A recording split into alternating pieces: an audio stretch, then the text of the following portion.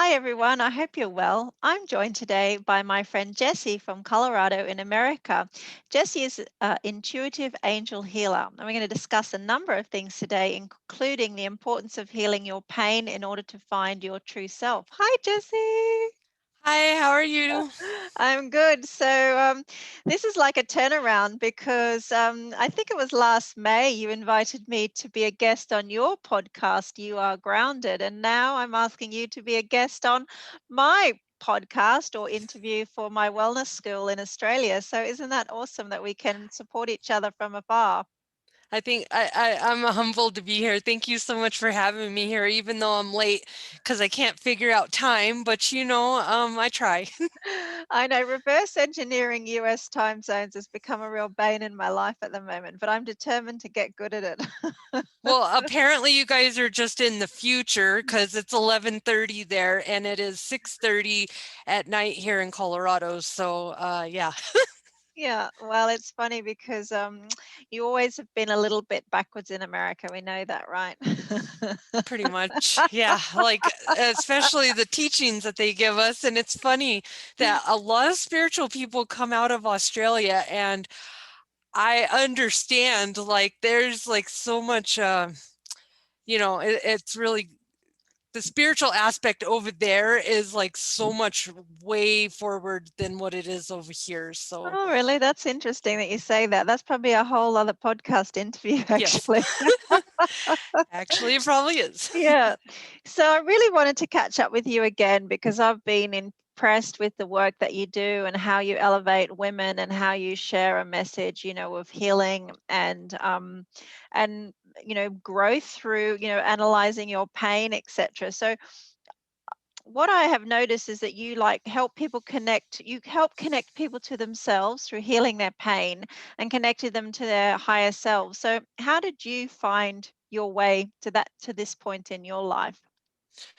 Well, it's been a long journey. It started in 2017. It probably started before that, but I didn't really notice everything came to in 2017. I ended up going through a divorce. I was in a marriage for 10 years, and I was trying to, I thought I was doing everything right and I was doing it the way I was supposed to. And apparently it was just a karmic lesson relationship that I needed to be in to learn how to love myself and stop one of my karmic lessons is codependency. And I'm sure a lot of us have that. Mhm. And, it stems from when I was younger, but I was living a regular life. I went to college, I got my associates, I was finishing up my bachelor's, about 30 credits away, and then all of a sudden I just started having a really more terrible time with my husband than usual, and it just ended up it was the last straw. We got a divorce. My divorce lasted a year, and when you're married to a narcissist, you're not going to just easily exit out of a marriage because everybody said, why didn't you leave? Why didn't you save money? Why didn't you this? Well, it doesn't happen when you're with the narcissist, just FYI. There's no planning it. It's either one day it'll either get so toxic you'll leave or you'll die. It'll happen one of the two ways. And I didn't want to die. So I decided to, you know, I got my kid kidnapped at one point. My ex took her to another state and all kinds of fun stuff. It was like a Lifetime movie, not really fun, but I got through it. And in the midst of all this, I started seeing repetitive numbers of 777s and 711, so much that I couldn't, deny it anymore. And so I started looking up what these numbers meant, and I found out 777 or 711 is a spiritual reset. Basically, 711 or 777 is a few things. Seven is a number of faith. Seven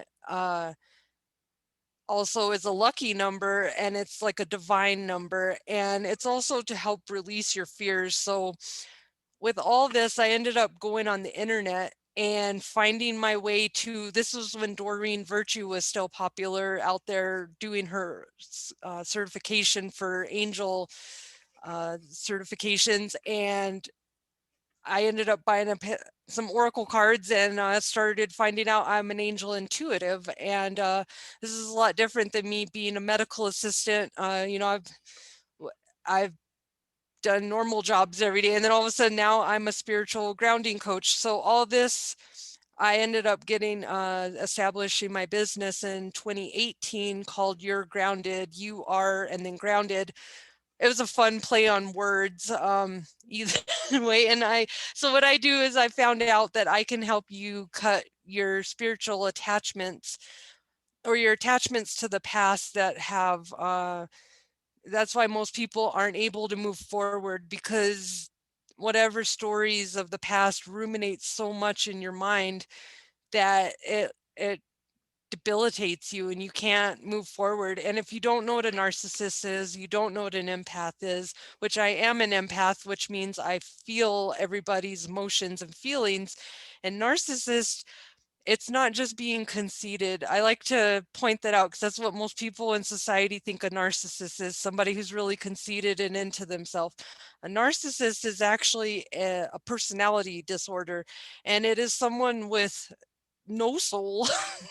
And no matter how much you try to help them, guess what? They're not going to be able to fix it. They may be able to manage it, but they can't really fix that. So we learn that you have to let those people go. And I found that narcissists come into our lives as empaths because they're the one soul on in this planet universe that can help us level up. So apparently I had a lot of leveling up to do. So the universe sent my life. I just turned 40 on the 19th a couple days ago. And so I've learned that I've apparently needed to level up a lot because I have had my life full of narcissists, but I did not know that. And I've been gaslighted and, suffered all kinds of different abuse and different stuff. And this whole thing, when I learned that I could actually help others, because I was a hot mess when I started this out, as most of us are. And when I found out I could do this, I thought that was so amazing because I don't wish anyone else to have to go through some of the pain that I've had to go through. And everybody has to go through, life can't be all rainbows and sprinkles, but if I can help give people the tools and teach them how to manage their emotions and to help change their mindset, I that's what I spend my life's work doing now, because I find that's very important. And I don't know, I just don't want anybody to feel like I did when I went through all that. So That's really insightful, isn't it? Because I think there's probably more narcissists lurking around than we probably realize in our yes. life. Would you agree with that? Yes, and you don't even realize that they're not just your boyfriends, they're not just your husbands.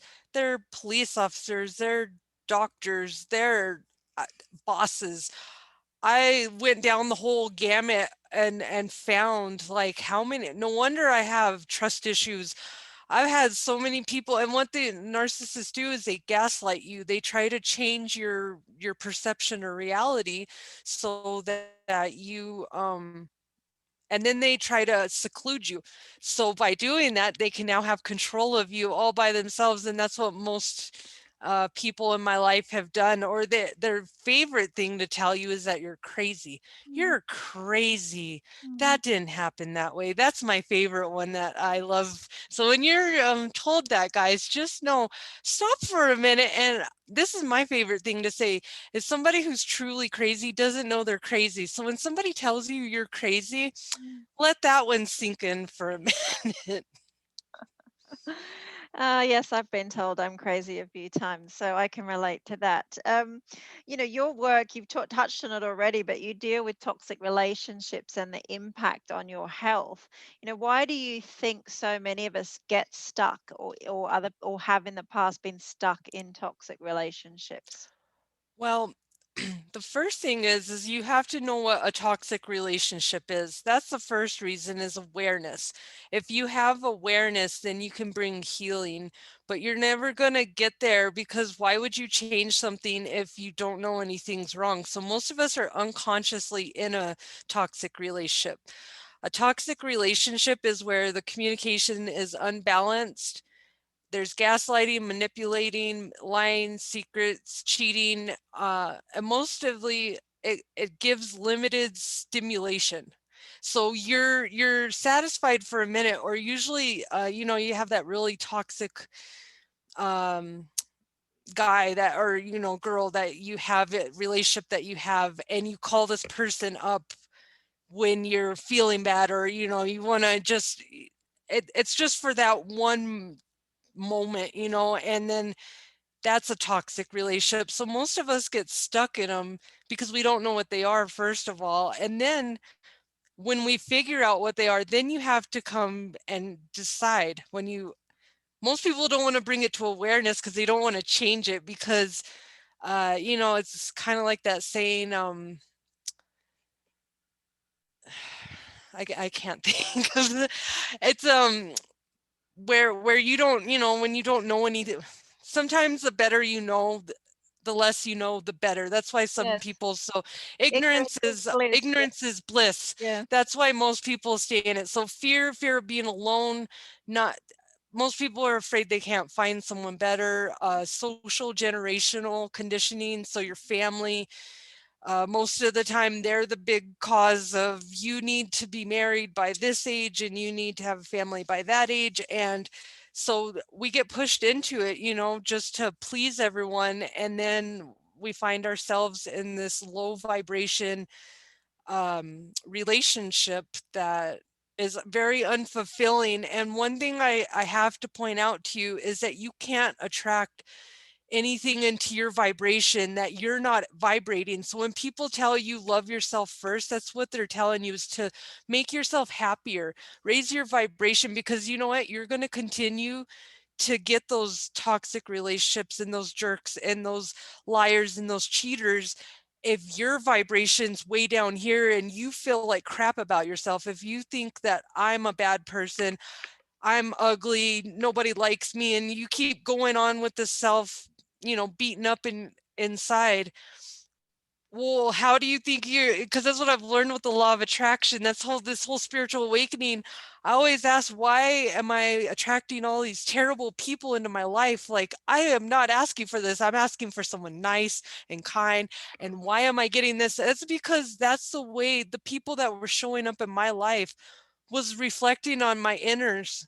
So most people, you can't see your inside, but that's why, if all the people on the outside look like crap, you need to stop and take a moment and reflect and evaluate your environment, the people you're around, and why, if it's toxic, ask yourself why. The biggest reason is you need to stop for a minute and stop going on the carousel and the merry-go-round, and you need to ask yourself why. Why Mhm. am I with this person if they make me feel bad? And if they're not willing to change and they continue to keep telling me I'm the problem, Mhm. why am I here? Because I'm not a tree and I don't have to stay. Mhm. And it is hard and it was scary. Mhm. And I was told a lot of things that made me stay in my toxic relationship. And I stayed there out of fear. Mhm. But one day that fear is going, this is where I got to, is I've went through enough in my life that I don't care anymore. And that fear got toppled over by I don't care. And I even told my ex, like, I think the last words he told me was something of a threat. And I was like, bring it, because I'm tired. And when you get to that point, but that's why I want to come out here and teach people, because I'm tired of seeing so many women that are stuck in these terrible relationships, and it's not your fault. And I want to let people know that's the first thing. It is not your fault that you were there. Now, it is your choice. You do have a choice. You're not stuck there, but it is not your fault. That it is a lesson. And once you learn this karmic lesson, you will find bliss. And there's a rainbow after all the storms. I found my soulmate about 6 months after my whole thing started, and we actually met and became friends. And a year later, after my whole divorce was cleared off, I'm finally happy. And it was really nice, when you're with the person that makes you happy, and the person that is kind and nice and doesn't hurt you anymore. It is like the best feeling in the world. I got to wake up on my 40th birthday and just be happy and peaceful and not have some jerk just being, being ignorant and yelling things and blaming me for things that I'm not doing. So if anybody's in a relationship like that, I want to tell you that first of all, you need to stop blaming yourself, but you need to do something and you need to ask your angels to help you, because your angels are never going to tell you to stay in a relationship that hurts. Love doesn't hurt. Mhm. So explain to me a little bit about that then. How do we go about asking our angels to help us? So I it's it's the point of it's really simple to ask your angels to help. All you got to do is say, angels, please help me. I work a lot with Archangel Raphael. He's the archangel of healing, and he has and Archangel Michael. Archangel Michael is the archangel of truth, and he is the only angel that it has the likeness of the creator. And he is the angel you call on when you need courage, strength. His color's royal blue, and he has a sword. And I do cord cuttings with him, and it's asking Archangel Michael, please cut the karmic cords. I have paid my dues. I am free from my karmic past. And there's some prayers that you can read, but those are the two main angels that I work with because of my life and my relationships. And I really think this last relationship, 10 years of like I've been through quite a few different long-term relationships, but this last one was like my breaking point, and that's what the universe brought it to me, because they were like, nope, you're going to be in this last dysfunctional relationship, and either it's going to kill you or make you stronger. And I came out of it, and I came out of it with a lot of anxiety and PTSD, unfortunately, but that's where I learned how to call on my angels, because my PTSD and my anxiety have been so bad that I've had a panic attack for 8 hours before, and that's not normal. Most people have panic attack for an hour, maybe half an hour. Yeah, the whole day, that's not fun, and nightmares and all kinds of things. And I started calling on the angels to help me. And I noticed when I asked Archangel Raphael to help me, my panic attack would last 10 minutes versus 8 hours. And that's amazing. So some people, if you're not working with your angels, you may not understand.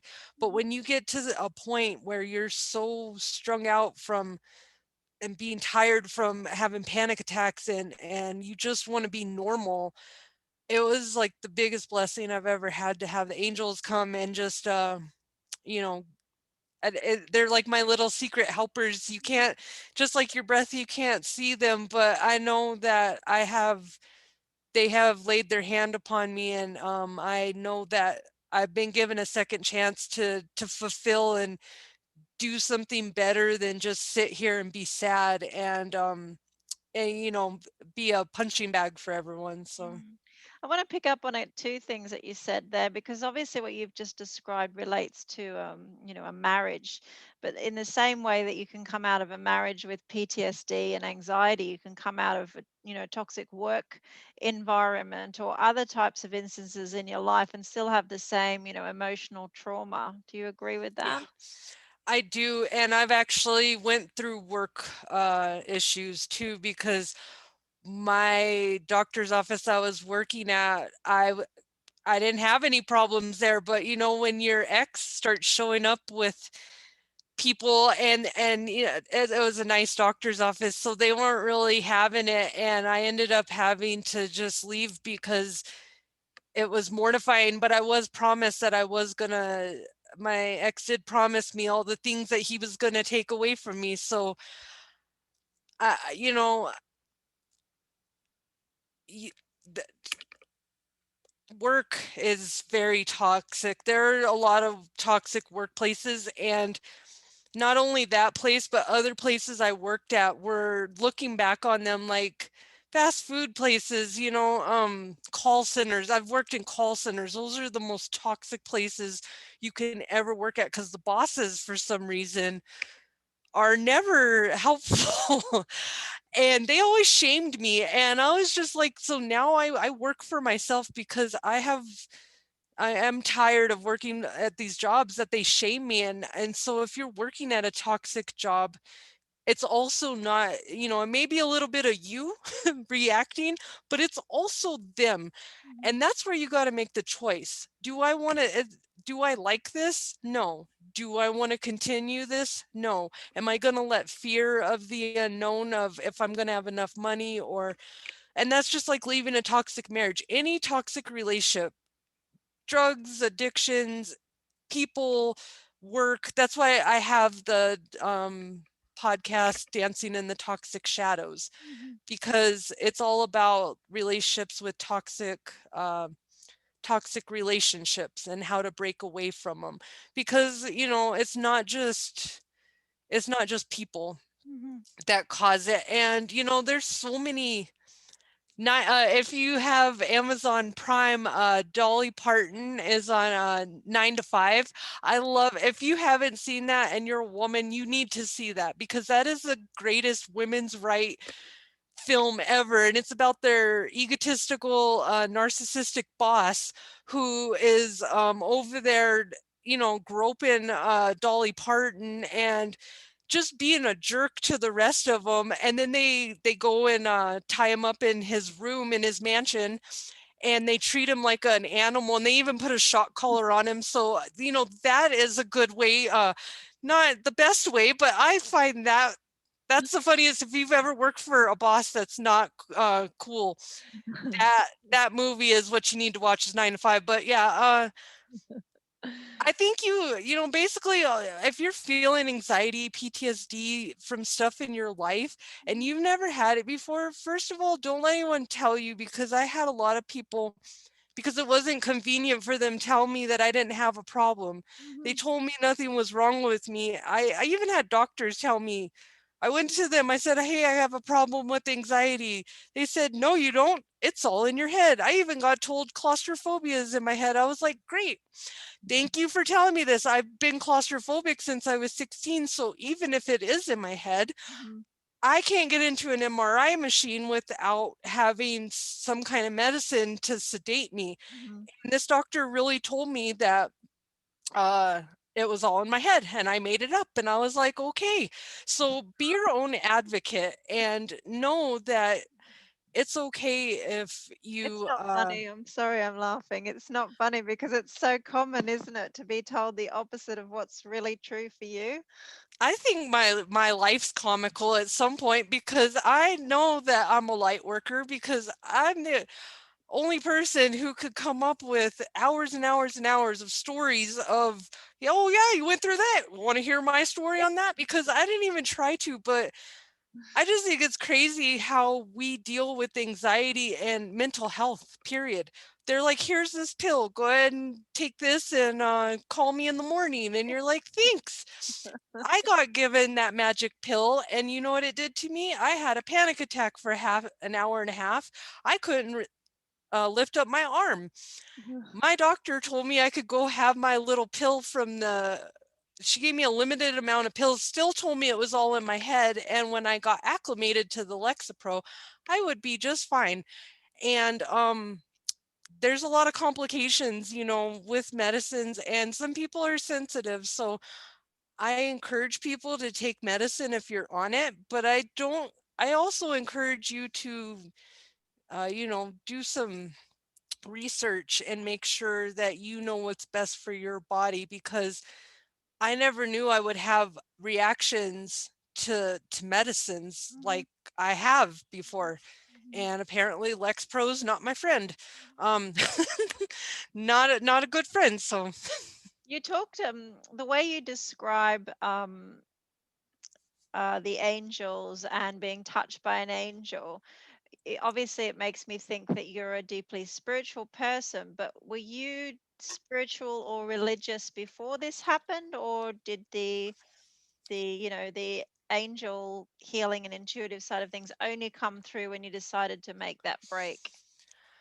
So I was born a Church of Christ Christian, Mm, I guess. I was born in Abilene, Texas, which is very small, closed mindset. And at one point, I became an atheist in my life because what religion was teaching me didn't make sense because I just never understood like preachers.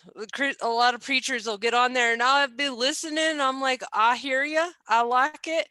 And then all of a sudden they're like, you're going to hell. And I'm like, why am I going to hell? What did I do? And then that confused me for a long time. I'm like, this doesn't make any sense. And so I tried being Catholic at one point. I tried that. And then when I went into my spiritual awakening, I found out that you could be spiritual, still believe in Jesus and God, but be spiritual because it's more about the teachings of the whole connection of all of it versus titles. So yes. people get a little confused when I tell them Buddha and Jesus are poker buddies in my world Mhm, because I don't see a line and they're like, how can that be? mhm, Well, because I think that's what happens is I don't talk in titles and I say creator. And mhm, it's simply for the fact is I don't care what you believe in. I think we should all be able to believe in whatever brings us faith and hope. mhm, Unless it's like the dark side, then you're on your own. I don't support that side. But if got a religion, you got a faith, if you really sit and put all the religions right in front of us and really compared and took stuff away, you mhm, would notice that we're pretty close to almost the same thing, except they change words. And that's what I'm trying to get people to unite that. And I don't think you should be shamed because you believe in one thing and another people believe in another thing, and I can't help you mhm, because you are a Buddhist and I'm a Christian, like that doesn't make sense to me. I believe everyone's here. And I think a lot of this happened, really, to be honest, when they did the discovering of America, like around 1900-ish, 1800 kind of. I feel like that's when they started messing with because all of our stuff that we have now, nobody was alive when it was all written. I'm just saying. So I feel like Christianity kind of was brought here to impose control, and that's why I don't believe in the whole religion thing. And I kind of a lot of things are starting to make sense and understand. But again, I don't hate on anything that brings you happiness. And if that's what you believe in, then I encourage people to connect to who you believe in, not who I believe in. If you don't believe in angels, then that's your thing. Because in some religions, they make the angels sound scary because and in the Christianity, you're not allowed to talk about it. It's sacrilegious if you're talking about angels, but angels literally means uh messenger of God in Greek. So that's why none of this made sense to me when so I really lost my faith in everything and I just didn't believe anything. I was like and that's not a good way to be, because if you just know there's a good and a bad, mhm, a light and a dark. So whatever you believe in, don't let other people tell you, push you into something, because I know that a lot of people look at me as a crazy angel lady, and that's okay because I like what I do. And when I first started out my business, I tried, maybe it's the Pisces side of me, I tried to be a people pleaser, and I came out as Jess transformation diva instead of Jess intuitive angel healer, because I was afraid nobody would like me. I was afraid nobody would pick up my coaching services. And that what that ended up doing by me not being authentic ended up just backtracking and creating a whole nother year. that I had to wait to catch up and go, okay, are you ready to do what you're supposed to do, not try to pretend to be something you're not? And I'm like, yeah. So, because I was so afraid when I started out my business, I was so excited to tell everyone I had the spiritual awakening. I could do angel cards, I could heal your problems. I was feeling good. And then I was presented with crickets. Nobody, my friends that I thought I had were not there. My family was not there. Everybody just kind of talked about me. And I was like, that's great. Well, I didn't expect this one. So um, I kind of just ate my slice of humble pie and I said, well, you know,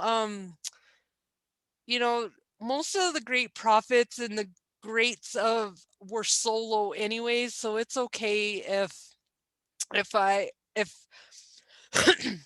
You it's walk okay on your if own path a people little don't bit. join in with me, Yeah, you because your own path.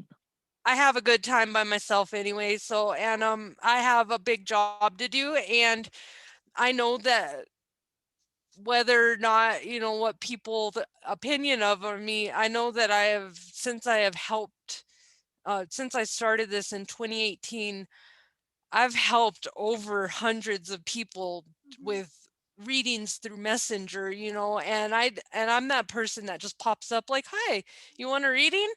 I don't know why, but I want to draw a card for you today." And I just know the spontaneity of me and the randomness. I know that a lot of people are grateful for it out there, but you don't see that, because we're in such a society that we think we have to have a like button by everything we do, Mhm. or it's not validated. And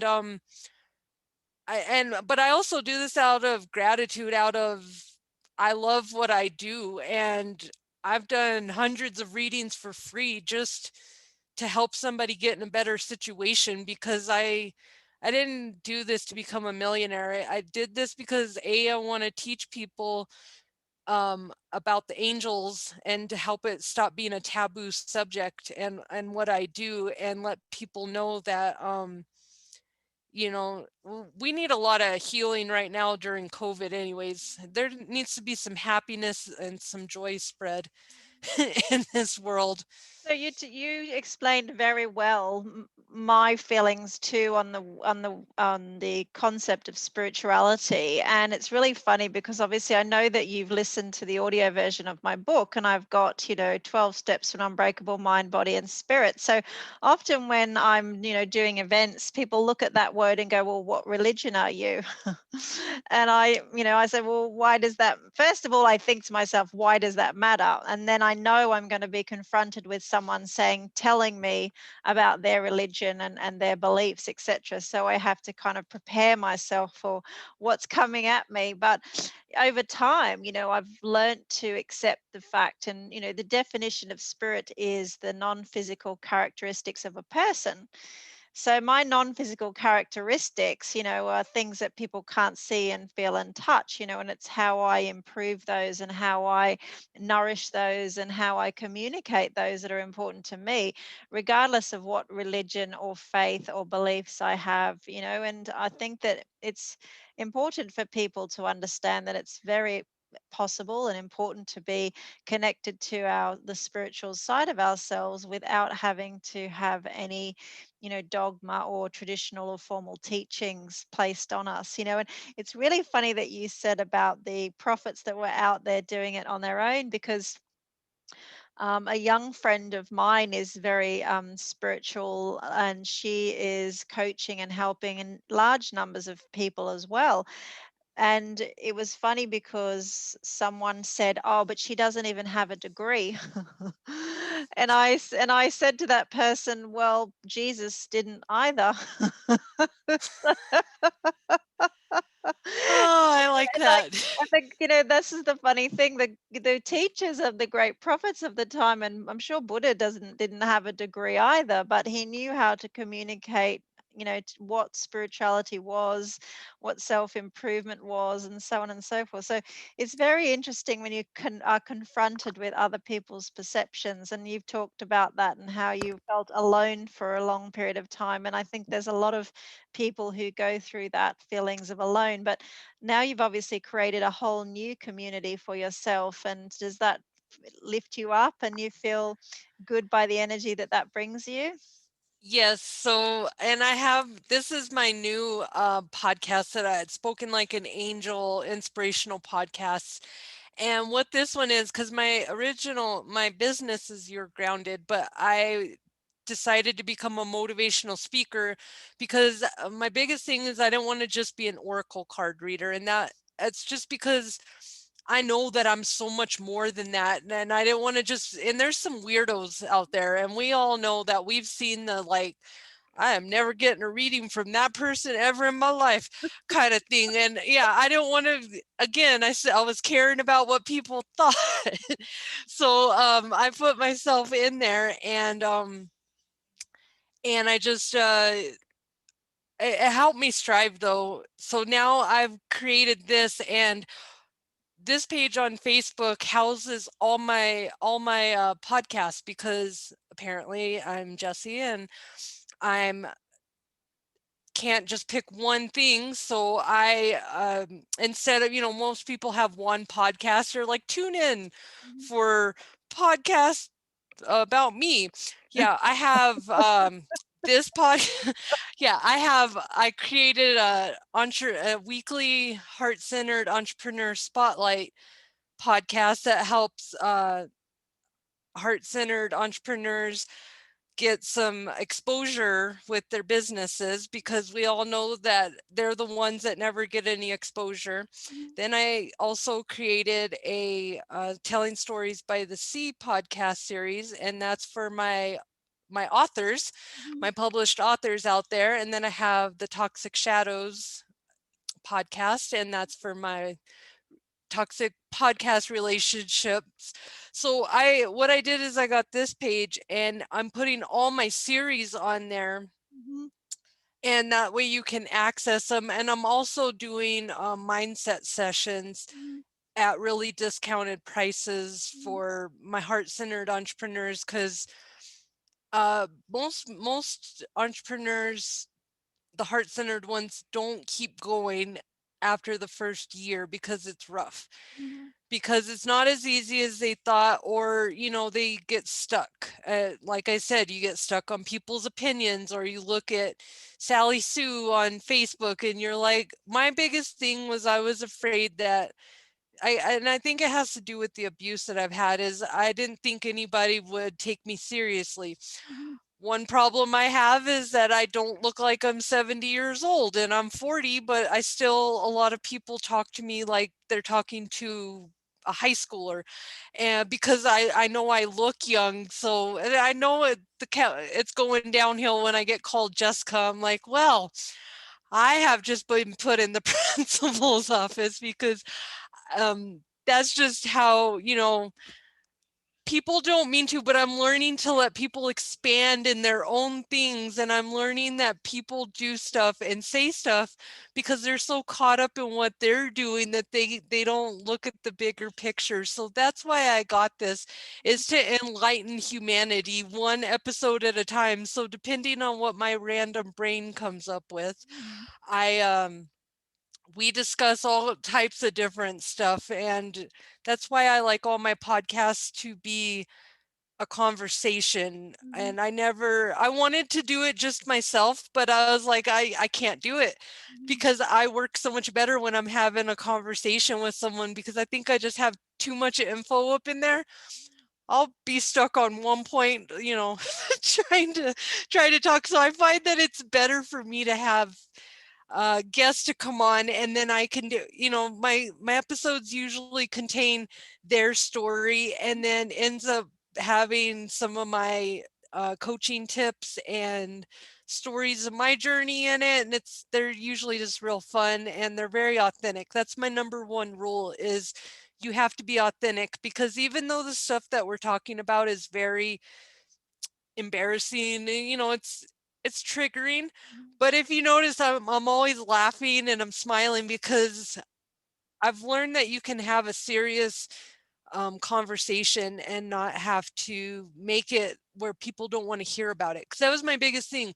A lot of my friends didn't want to join my group when I had like a toxic relationship group Mhm. because they didn't want to be triggered. And if you've ever been in those groups, you're like, no, I don't want to be in there. I tried to join a divorce group, and then when I got in there, everybody was just nagging about their ex and just in the victim mode. And I was like, I can't be in this. So that's why I think I kind of took the stance that I do. And so all my stories that I'll ever do are going to be like a fun conversation where you're not going to feel like you have to you feel awkward and want to leave the room or turn it off, you know. You can actually stomach my episodes, and that's was a big thing for me, is to have people be able to listen to them, because even though it's an important subject, Mhm. it's very hard to get people to listen to that subject if you go into too much detail Mhm. sometimes, I've noticed.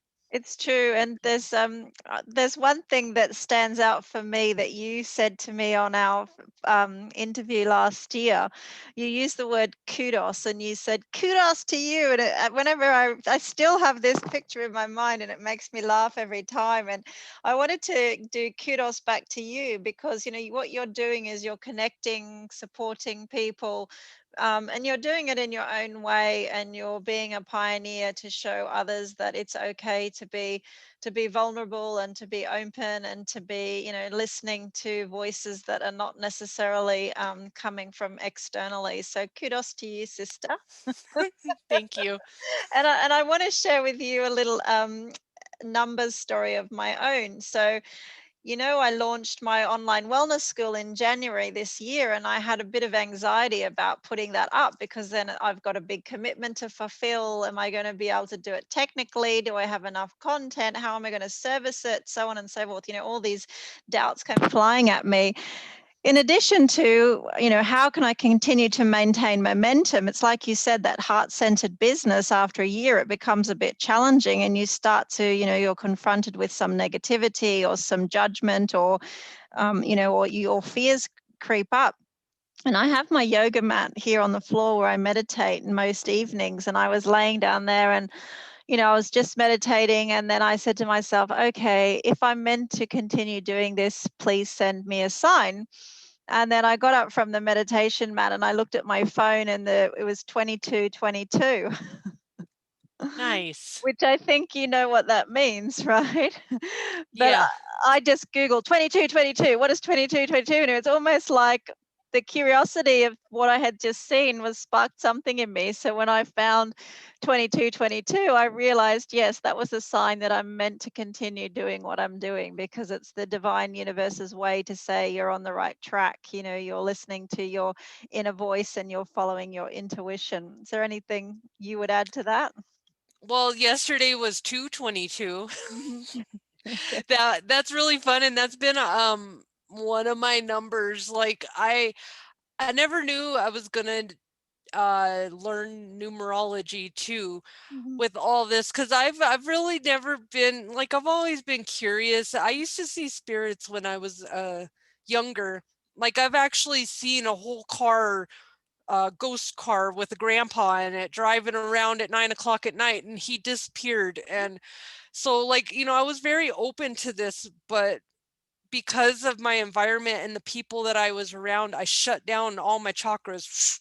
And that's where your third eye and your crown is where you receive your messages. Third eye is where you visualize stuff. And when you have a closed off mindset, oh, bye-bye spirit, you're not talking to them no more.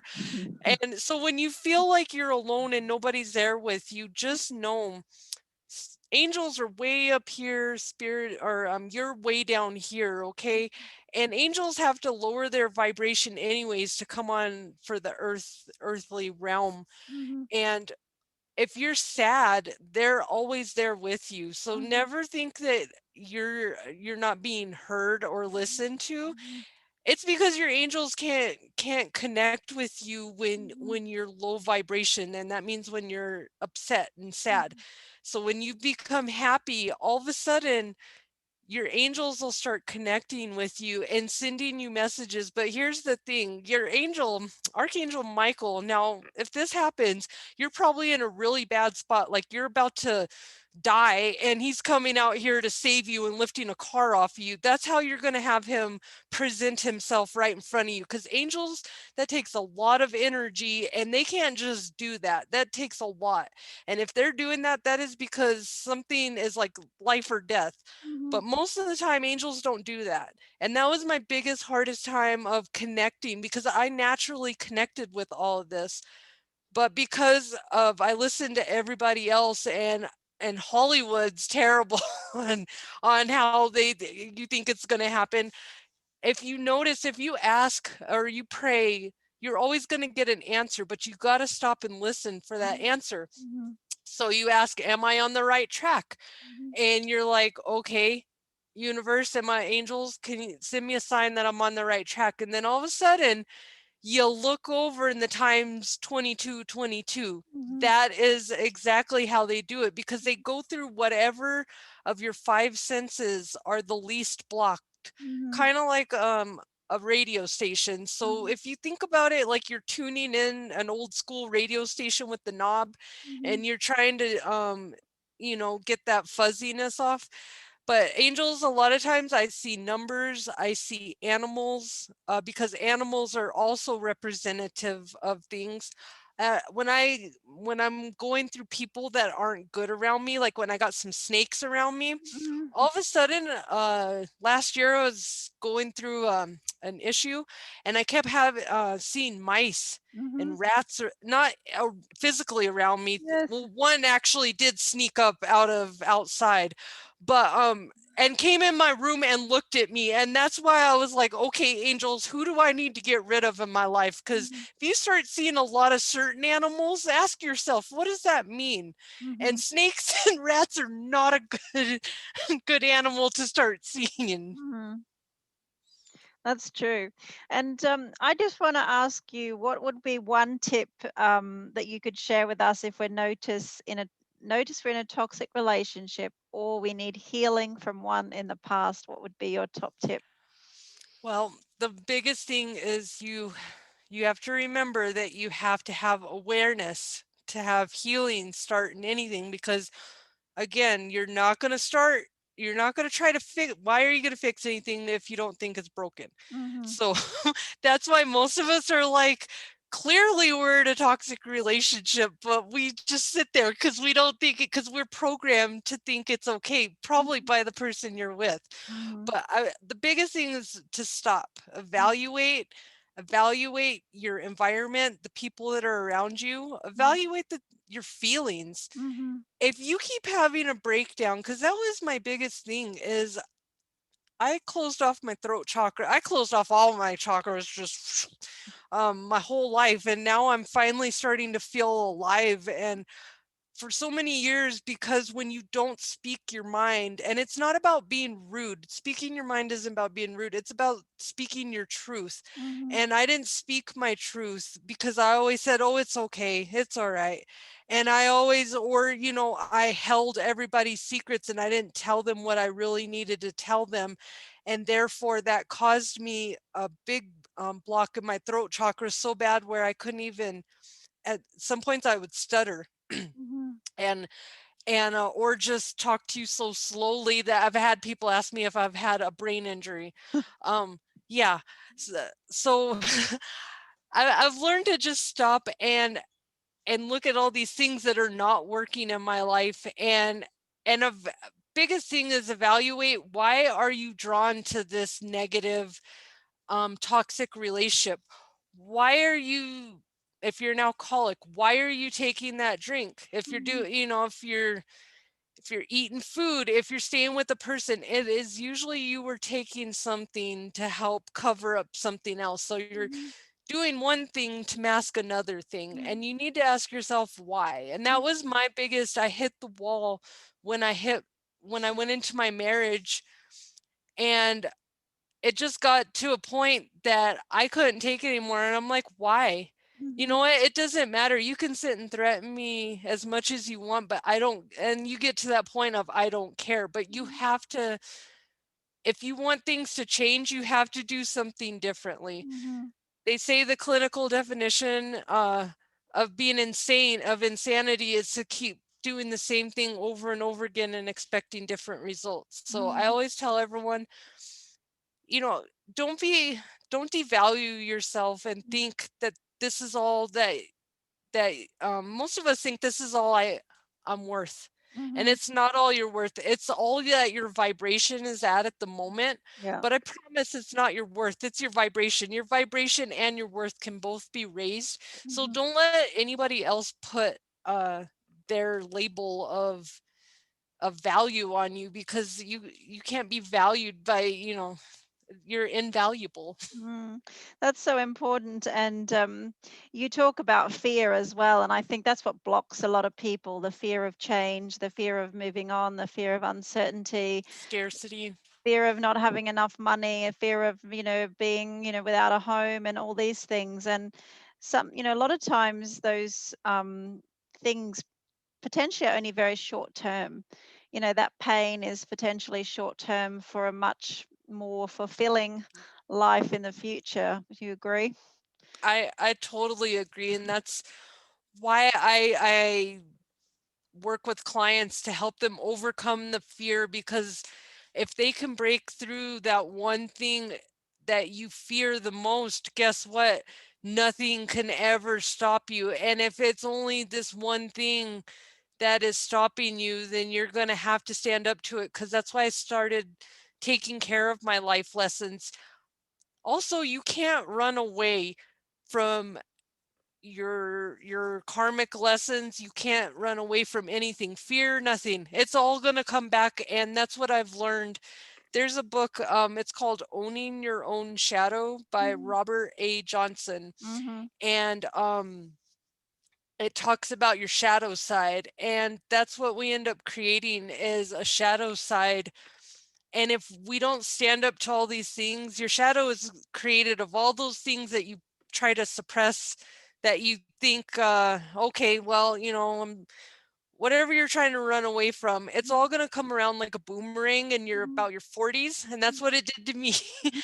I got a little bit earlier though, because I got it about 36, Yes, I was going to 37. say you're So actually quite young for your post-traumatic growth. yeah, because most people hit about 45, and that's where we get the midlife crisis. And your midlife crisis is simply all that negative energy that you've been trying to suppress in those memories. Guess what? If you don't face them, Mhm, they're going to keep popping up in different people.